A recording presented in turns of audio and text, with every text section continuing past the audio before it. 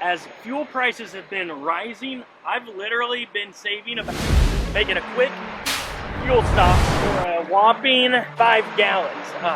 I'm gonna tell you why, and more importantly, how as fuel prices have been rising, I've literally been saving about $150 to $200 every week on fuel. When we get to Grand Island, I'll give you my secret.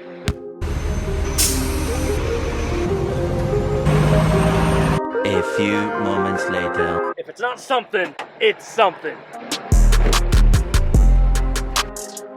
So whatever it is, these awning arms or legs or whatever seem to be coming out slowly but surely.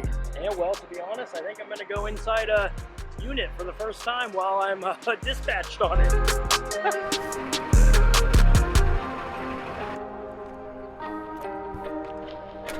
So the plan is try and get the awning to just fully close. Just another quick fueling update. This trip, as I'm editing the video, totaled $628 in fuel. Okay, back to your normal broadcasting. I guess you gotta make sure the power source is on first. Well, these things are sure meant for travel. You just put a tire right there. So, I guess, make sure this is on. Okay, it's on. Alright, so now we hit the road.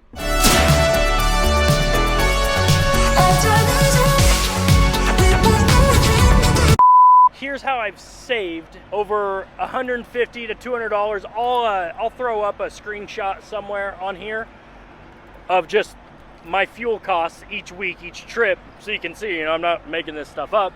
But how did I do it?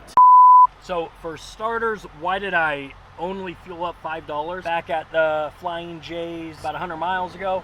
Well, it's the first of the month. It's July 1st as of this recording, and my points reset. So to get to, within the Pilot app that is, to get to your 4 points per gallon, you need so many fuel stops of 70 gallons or more. So I put just enough in to get to Grand Island.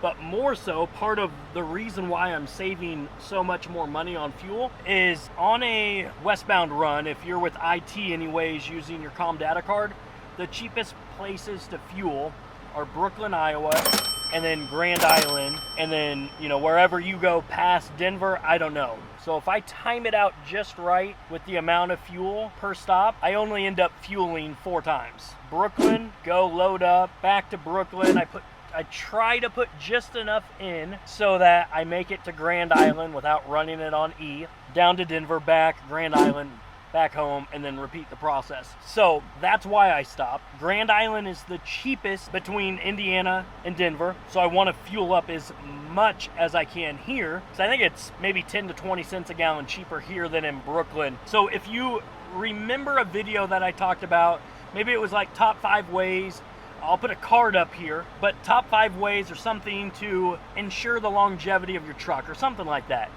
Well, one of them was running at your peak torque RPM. So with the Freightliner, I don't like doing it because its peak torque RPM is 1300. That's from, I think, the Cummins website. I thought I saw maybe a range of 13 to 16 someplace else. But so what I'll do is I'll run that baby at 13 to 1600 RPMs, which puts me somewhere between 55 and like 62, 63 miles an hour. So if you're driving on the same route, the same lane I'm on, chances are you're passing me because fastest I'm typically going is about 63 miles an hour.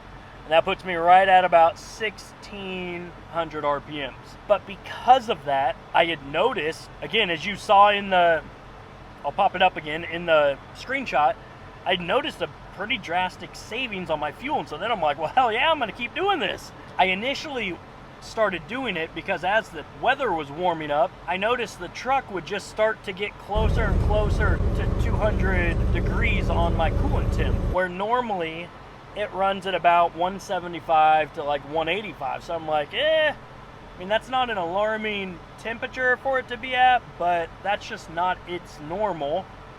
So I would always start to slow down a little, and that would just, I don't know, I guess alleviate the amount of work that the engine was doing, therefore not running as hot.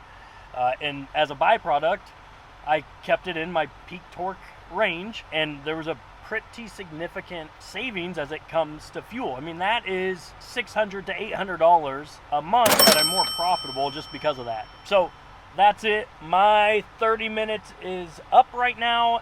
So I'm gonna hit the road, get down to Denver, and probably sign up at an Anytime Fitness so I can get a workout down there.